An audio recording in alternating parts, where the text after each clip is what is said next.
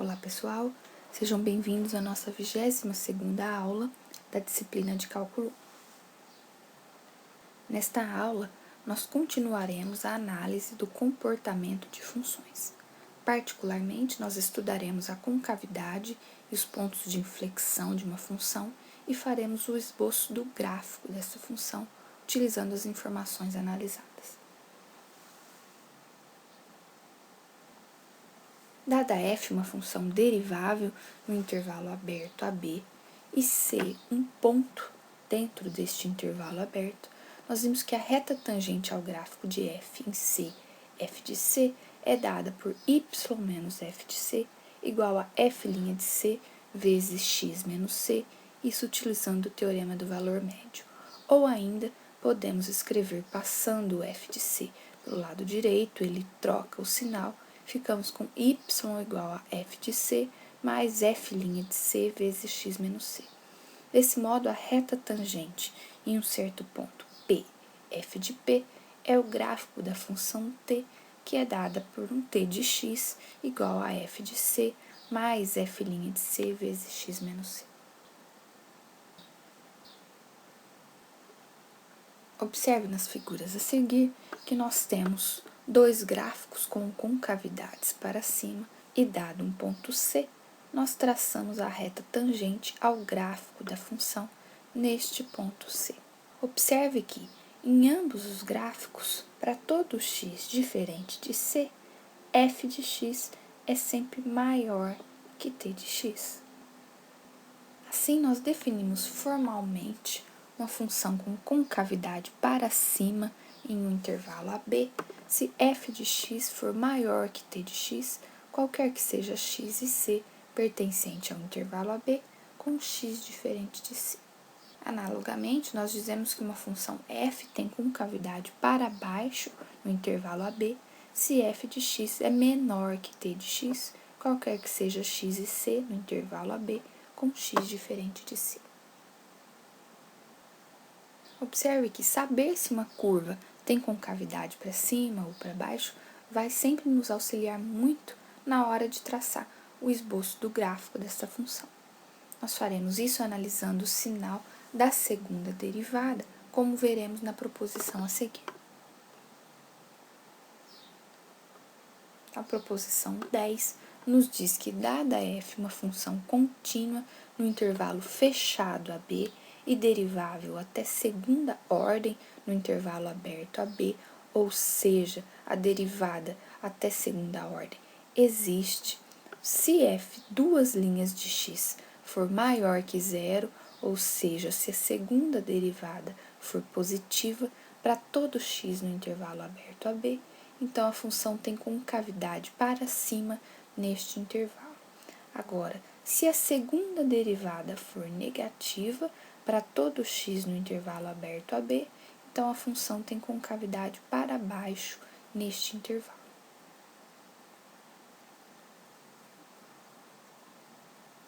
Observe que podem existir pontos no gráfico de uma função onde a concavidade muda de sentido conforme essas duas figuras.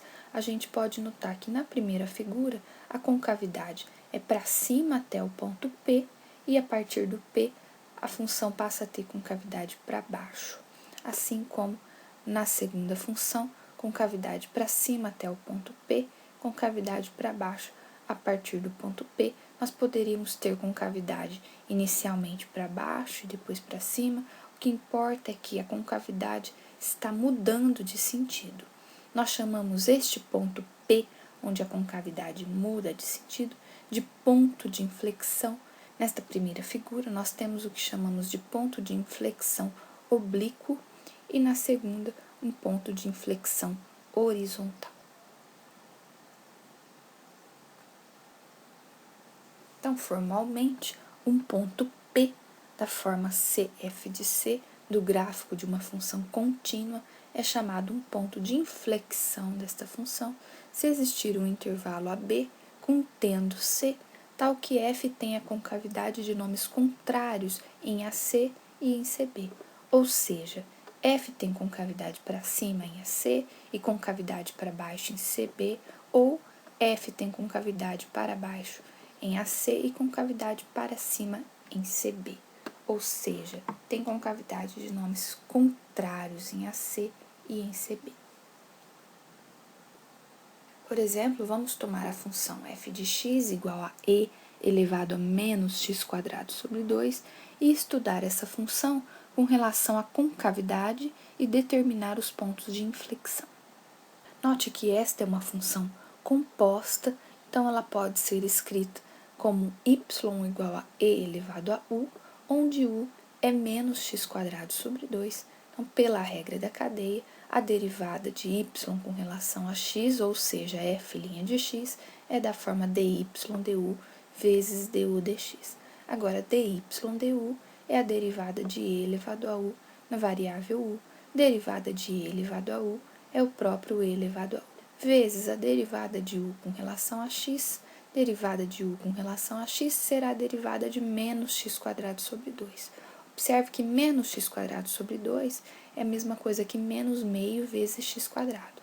Então, nós conservamos a constante menos meio e derivamos o x quadrado. X quadrado, nós utilizamos a regra da potência, derivada de x quadrado, 2x. Então, ficamos com menos 2x sobre 2 como derivada de u com relação a x. Observe que o 2 pode ser cancelado, ele está aqui multiplicando e dividindo. Nós ficamos simplesmente com menos x vezes e elevado a u. Voltando à variável original, u é menos x quadrado sobre 2. Então, esta derivada é menos x e elevado a menos x quadrado sobre 2. Portanto, f' de x é igual a menos x e elevado a menos x quadrado sobre 2. Agora, para a derivada de segunda ordem, note que nós temos um produto, então teremos que utilizar a regra do produto. Assim, f duas linhas de x será a segunda função vezes a derivada da primeira, mais a primeira vezes a derivada da segunda. Então, isso é e elevado a menos x quadrado sobre 2 vezes a derivada de menos x, mais menos x vezes a derivada de e elevado a menos x quadrado sobre 2. Derivada de menos x, derivada de x é 1, então derivada de menos x é menos 1. Ficamos com menos 1 que multiplica e elevado a menos x quadrado sobre 2, mais menos x que multiplica a derivada de e elevado a menos x quadrado sobre 2. Note que é a derivada anterior que nós acabamos de calcular e encontramos menos x e elevado a menos x quadrado sobre 2. Então, isso é menos x que multiplica menos x e elevado a menos x quadrado sobre 2. Então, isso é igual a menos i elevado a menos x quadrado sobre 2, mais menos x vezes menos x, menos com menos fica mais, x vezes x, x quadrado. Então, isso é mais x quadrado e elevado a menos x quadrado sobre 2.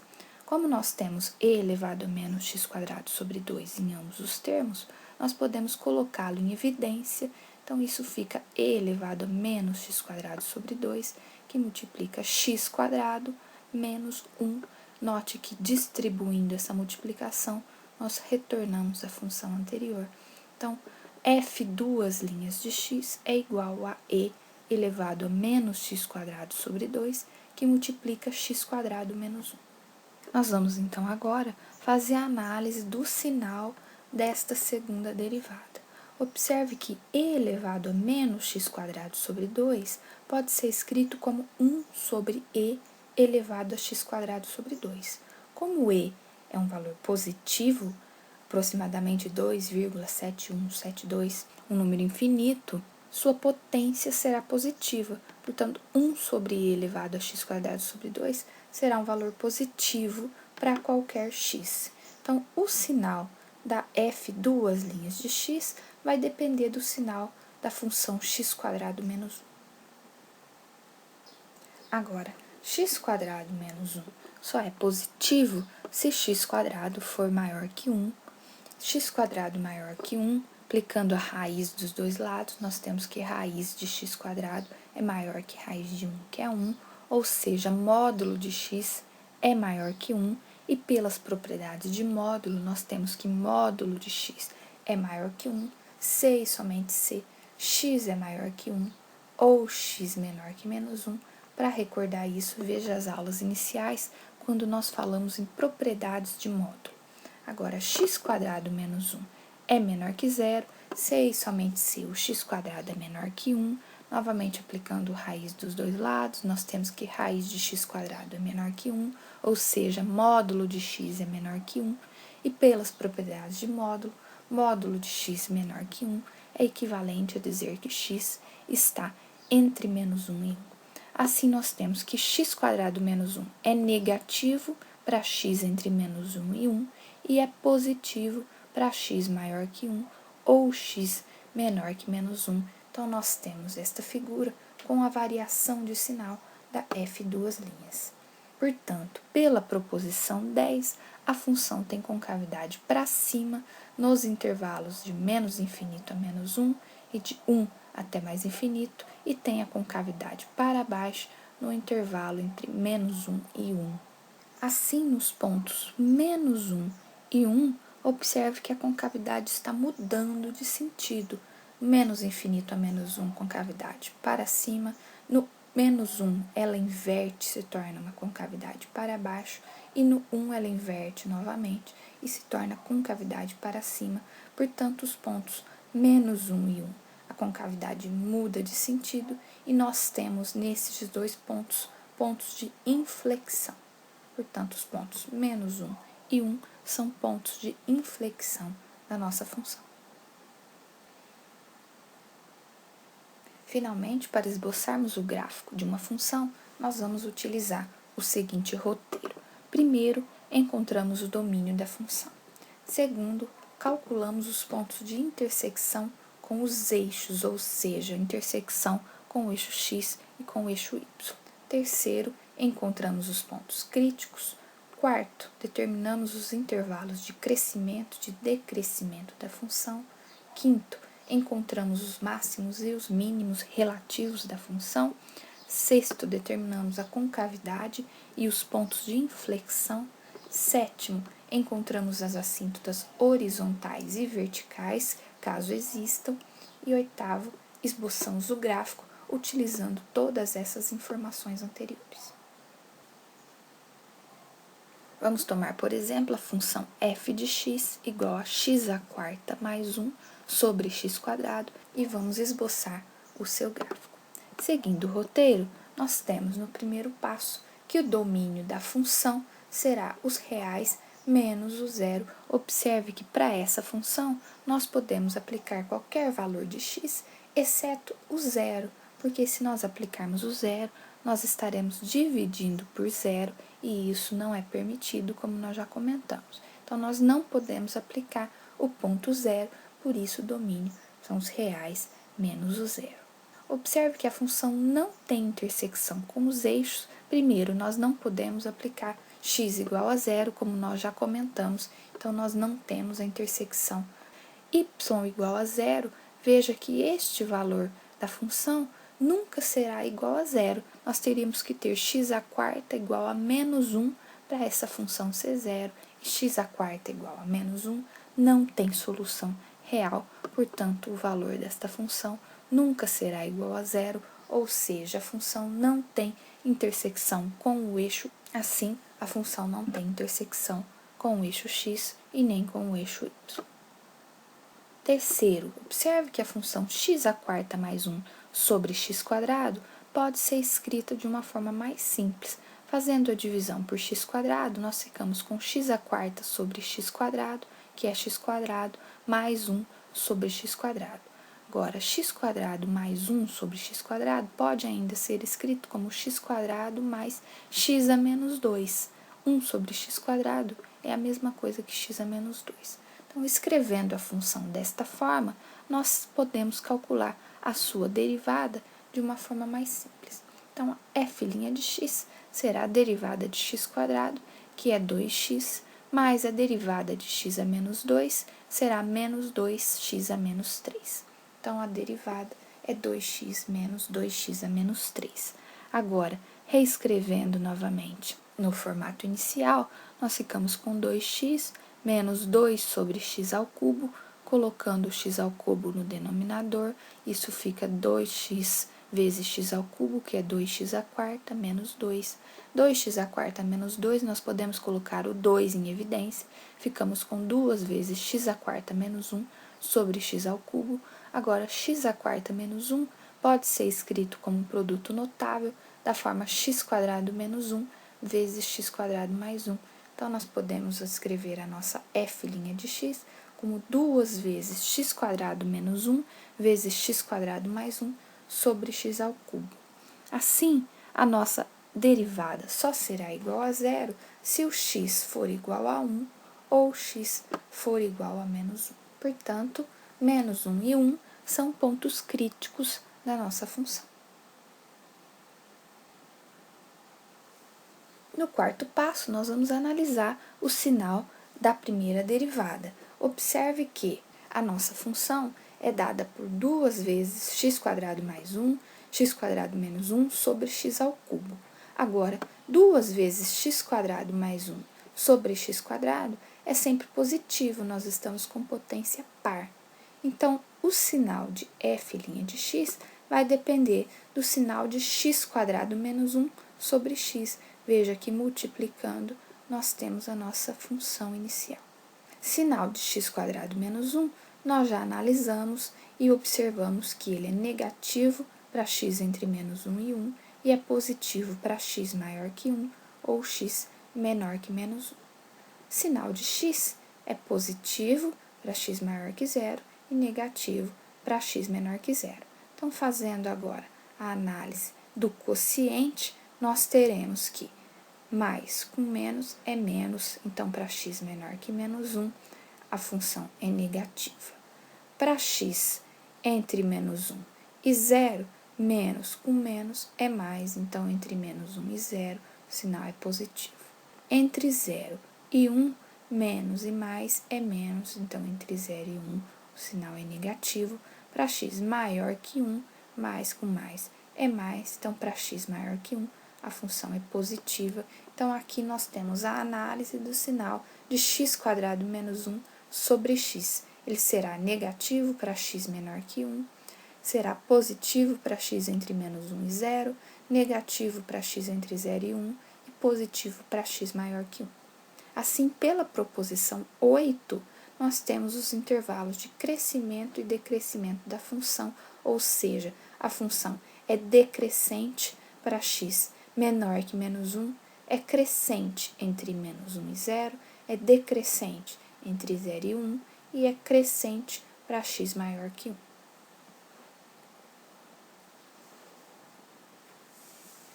Agora, no quinto passo, nós vamos calcular a derivada de segunda ordem da função. Recorde que a derivada de primeira ordem é 2x menos 2x elevado a menos 3. Derivada de 2x, 2, menos a derivada de 2x elevado a menos 3 é 2 vezes menos 3, que é menos 6, com o menos vai ficar mais x elevado a menos 4. Assim, substituindo a derivada de segunda ordem no ponto 1, fica 2 mais 6, 1 elevado a menos 4, isso é 1, 2 mais 6, 8, que é positivo. A derivada de segunda ordem no ponto menos 1 também será igual a 8, portanto, é positiva também. E pelo critério da segunda derivada, nós temos, então, que a função tem valores mínimos relativos no ponto 1 e no ponto menos 1. Analisando agora o sinal da segunda derivada, nós observamos que ela será sempre positiva para qualquer x no domínio. Aqui nós temos uma potência positiva. Note que 6x elevado a menos 4 pode ser escrito como 6 sobre x à quarta. X à quarta, potência par, será sempre positiva. Portanto, o sinal da derivada de segunda ordem será sempre positivo, ou seja, a função tem concavidade para cima e não existem pontos de inflexão, que são os pontos onde a concavidade mudaria de sentido. Nós vamos analisar no passo 7 as assíntotas. Primeiro, limite para x tendendo a 0 pela direita e pela esquerda, porque o 0 é o ponto que não está no domínio da função. Então, aplicando o limite para x tendendo a zero pela direita e pela esquerda da nossa função, nós chegaremos que isso é igual a mais infinito. Veja que nós ficaremos com 0 mais 1 sobre algo que está tendendo a zero, pelos resultados que nós vimos para limites infinitos, 1 sobre algo que está tendendo a zero tende a infinito. Como aqui nós temos potência par, isso é sempre positivo, então ambos os limites são iguais a mais infinito, e nós temos então que a retinha x igual a zero é uma assíntota horizontal do gráfico dessa função. Agora, o limite para x tendendo a mais ou menos infinito, nós utilizaremos os resultados para limites no infinito, e veja que limite de x² para x tendendo a mais infinito é igual a mais infinito, e limite de 1 sobre x² para x tendendo a mais infinito é igual a zero, tanto isso é igual a mais infinito, assim como o limite para x tendendo a menos infinito, como nós temos uma potência par, isso é sempre positivo, então ambos os limites são iguais a mais infinito. Com todas essas informações, nós podemos então traçar o gráfico da nossa função. Nós montamos a tabela, jogamos alguns valores, substituímos na função. Então, nós temos que no menos 1 a função vale 2, no 1 a função também vale 2, o zero não faz parte do domínio, nós não temos intersecção com os eixos, a função tem um mínimo no ponto menos 1 e no ponto 1, a concavidade é sempre para cima, não tem pontos de inflexão, a função é decrescente do menos infinito até menos 1, é crescente do menos 1 ao zero, é decrescente do zero ao 1 e é crescente do 1 até o mais infinito. Além disso, quando x tende a mais infinito, a função vai para mais infinito, quando x tende a menos infinito, a função tende a mais infinito, e quando x tende a zero pela direita ou pela esquerda, a função vai para mais infinito. Nós temos aqui a assíntota coincidindo com o eixo y. Então, com isso, nós fazemos o esboço do gráfico e observe que as informações que nós coletamos do passo 1 ao 7 nos auxiliam na hora de traçar o gráfico da função. Com isso, nós finalizamos a nossa aula 22. Muito obrigada.